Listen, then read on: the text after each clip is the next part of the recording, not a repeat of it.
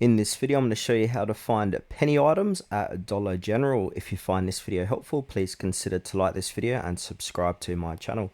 In saying that, let's just jump straight into the video. Okay, so before I start, we need to understand how penny items work. So penny items are typically called clearance or discounted products that the store wants to remove. So they've basically been marked down in the system to a penny so that staff know they should pull them off the shelf. So now in order to find these penny items on their website, so just go to dollargeneral.com, scroll down, and the best way to find this is to look for the sale or the dollar deals button here. So yeah, we can shop by category, so choose either or. So if I go ahead and look at the ones on sale, so I'm going to open a new tab here.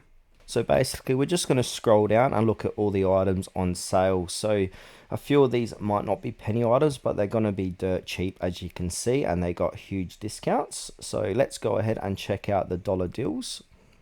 Okay, so I'm going to scroll down. It's going to say dollar deals here. Keep scrolling down, we can see everything that is super cheap.